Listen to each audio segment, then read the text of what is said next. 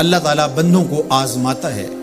پرکھ کرتا ہے، امتحان لیتا ہے، طرح طرح کی نعمتوں سے اسے مالا مال کرتا ہے، کاروبار وسیع ہو جاتا ہے، اس کے لیے دولت کے انبار لگ جاتے ہیں، دنیاوی مال و اسباب اس کے لیے جمع ہو جاتا ہے، منصب ملتا ہے، عہدہ ملتا ہے، اقتدار ملتا ہے، شان و شوکت ملتی ہے، لوگوں کے دلوں میں اس کا گھر بنتا ہے، تو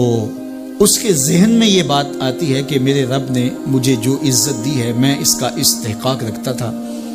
اور میں اگر اس لائق نہ ہوتا تو مجھے کیوں نوازا جاتا، تو گویا میرا رب میرے اوپر راضی ہے۔ اور پھر جب محفل نعت میں مہمان خصوصی بھی بن گئے تو پھر تو ان کے نفس کو اور تسکین مل گئی۔ جب پیر صاحب نے بھی ان کو ہی اہمیت دی تو پھر انہیں لگا کہ واقعہ ہی ہمارا رب ہم پہ راضی ہی ہے، تبھی تو ہمیں مذہبی طبقوں کے اندر بھی اہمیت مل رہی ہے، حالانکہ وہ جانتے ہیں کہ ہم نے یہ دولت کیسے حاصل کی ہے، وہ جانتے ہیں کہ ہمیں سجدے کی توفیق نصیب نہیں ہے، وہ جانتے ہیں کہ آج اس محفل میں مہمان خصوصی سے تو کل ہم شراب خانے میں تھے، انہیں پتہ ہے، لیکن اس کی طرف توجہ نہیں جاتی، سوچتے نہیں ہیں، بلکہ وہ یہ سمجھتے ہیں کہ ہمیں یہ جو عزت مل رہی ہے یہ اللہ تعالیٰ کی طرف سے ہماری کسی قبولیت کی وجہ سے یہ عزت ہے، حالانکہ یہ ان کی آزمائش تھی، ان کا امتحان تھا۔ دوسری بات، وَأَمَّا إِذَا مَبْتَلَاهُ، اور جب اللہ اس کو آزماتا ہے، فَقَدَرَ عَلَيْهِ رِزْقَهُ، اور اس کے رزق کو تنگ کرتا ہے، اس کو آزمائش کی بھٹی میں ڈالتا ہے، فَيَقُولُ رَبِّي أَهَانَنِ، تو پھر وہ چیخ اٹھتا ہے، میرے رب نے تو مجھے ذلیل کر کے رکھ دیا۔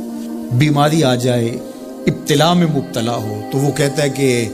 میرا رب مجھ سے ناراض ہو گیا، تو یہ انسان کی کج فکری، ایسا نہیں ہے۔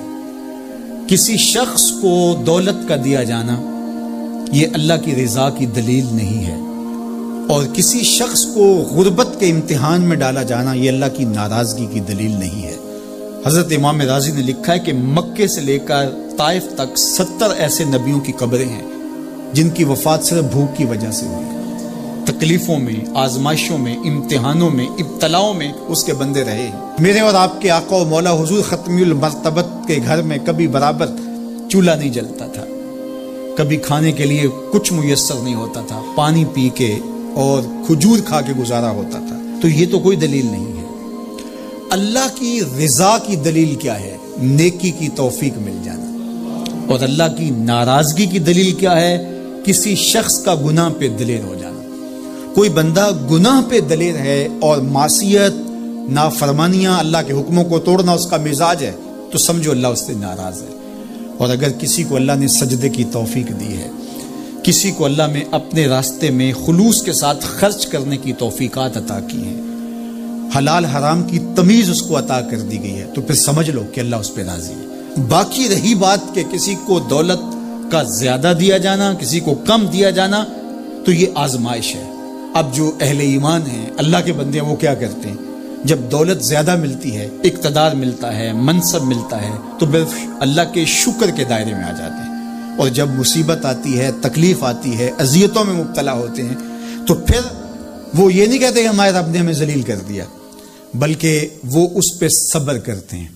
اور اللہ کے حضور دعائیں کرتے ہیں، التجائیں کرتے ہیں کہ مالک تو نے جو جس آزمائش میں ڈالا ہمیں پورا اترنے کی توفیق نصیب فرما، ہماری سفید پوشی کا بھرم نہ ٹوٹے، اور ہمیں اس مشکل وقت سے بچانا کہ جب ہماری یہ غربت ہمیں کفر تک لے جائے۔ اور جب ان کو دولت مندی دی جاتی ہے تو وہ ڈرتے ہیں کہ اللہ ایسا نہ ہو کہ یہ دولت ہمیں فرعون بنا دے، یہ دولت ہمیں نمرود بنا دے، ہمارے اندر بخل پیدا ہو، تکبر پیدا ہو، ہمارے اندر غرور پیدا ہو، تو وہ اس حالت کے اندر اللہ تعالیٰ کا شکر یا دوسری حالت میں اللہ کے حضور صبر کی توفیق مانگتے ہیں اور صبر کے ساتھ اپنی زندگی گزارتے ہیں۔